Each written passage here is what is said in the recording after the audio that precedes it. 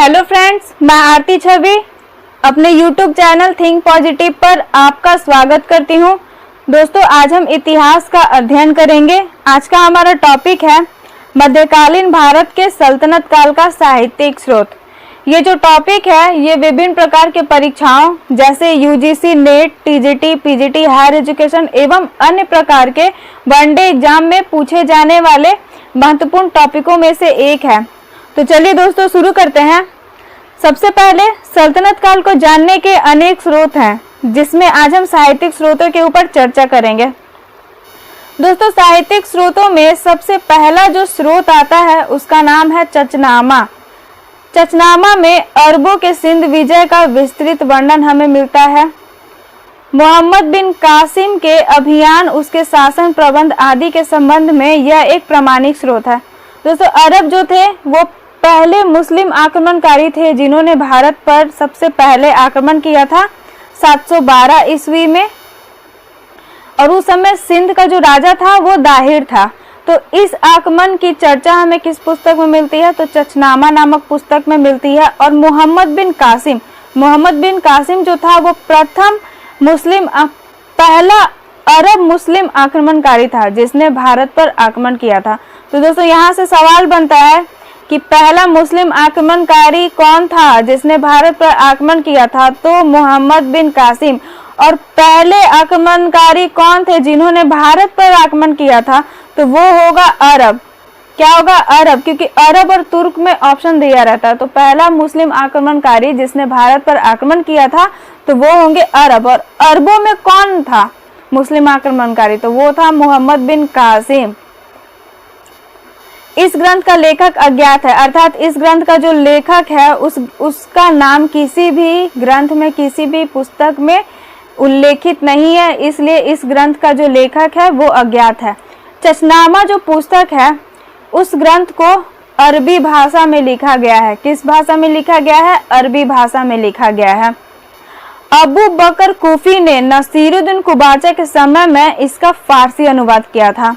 अबू बकर कूफी जो था उसने चचनामा नामक पुस्तक का फारसी में अनुवाद किया था। किसके शासनकाल में किया था? तो नसीरुद्दीन कुबाचा के शासनकाल में किया था। इस ग्रंथ में यह वर्णन मिलता है कि खलीफा वाहिद ने मोहम्मद बिन कासिम को मृत्यु दंड दिया था। खलीफा वाहिद के कहने पर मोहम्मद बिन कासिम को मृत्यु दंड दिया गया था। इसका उल्लेख हमें चचनामा नामक पुस्तक में मिलता है कि खलीफा वाहिद ने मोहम्मद बिन कासिम को मृत्यु दंड दिया था। मोहम्मद बिन कासिम कौन था? मैं फिर से बता देती हूँ, यह अरब आक्रमणकारी था जिसने सर्वप्रथम भारत पर आक्रमण किया था लूटपाट के उद्देश्य से। हाँ, चचनामा का एक और नाम है जिसका नाम है फतहनामा। क्वेश्चन में पूछा जाता है कि चचनामा को और किस नाम से जाना जाता है? तो फतहनामा के नाम से जाना जाता है।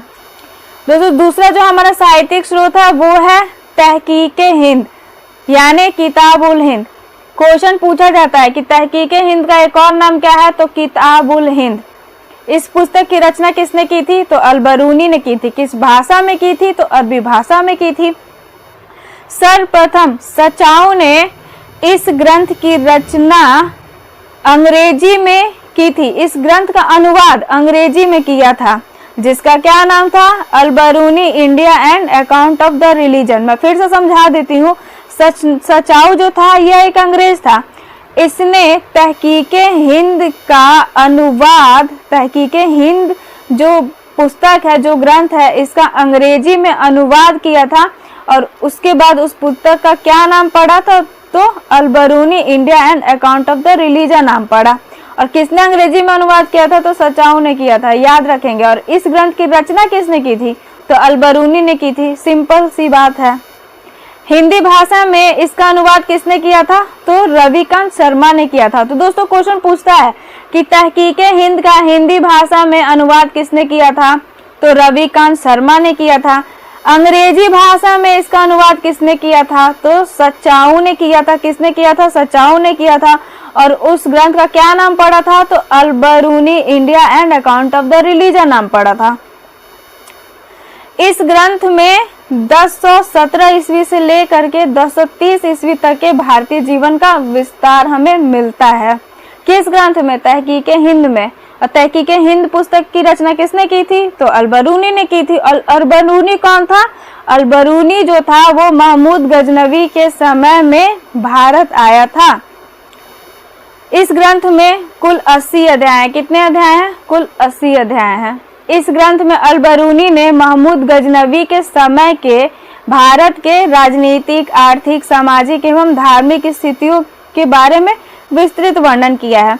दोस्तों, ये क्वेश्चन हमेशा एग्जाम में पूछता है कि किस इतिहासकार ने भारत के राजनीतिक, आर्थिक, सामाजिक एवं धार्मिक स्थितियों का वर्णन किया है? तो अल-बरूनी ने किया है। किस पुस्तक में किया है? तो तहकीके हिंद में किया है। इस ग्रंथ में भारतीयों की विशेषकर पवित्र स्थानों पर तालाबों तथा जल संग्रहण कार्यों के निर्माण में उच्च कोटि की प्रवीणता की प्रशंसा की गई है अल-बरूनी द्वारा। दोस्तों, ये मैं लाइन समझा देती हूँ कि अल-बरूनी जो था, जब भारत आया था महमूद गजनवी के समय में, तो उसने जब देखा कि भारतीयों ने जो भी पवित्र स्थान बनाया है उसके किनारे किनारे बहुत सुंदर सुंदर तालाबों का निर्माण किया है और खूब अच्छा से जल संग्रहण का कार्य भी किया है, तो इससे वो खुश होकर के उसकी प्रशंसा उसने अपने पुस्तक में की है, किताबुल हिंद में। तो चलिए दोस्तों, इसी के साथ मैं आज का ये वीडियो समाप्त करती हूँ। अगर आपको मेरा ये वीडियो पसंद आया हो तो इसको लाइक करिएगा, शेयर करिएगा एंड सब्सक्राइब करिएगा। और मिलते हैं मेरे नेक्स्ट वीडियो में। और मेरे नेक्स्ट वीडियो में हमारा जो आज का जो ये टॉपिक है, मध्यकालीन भारत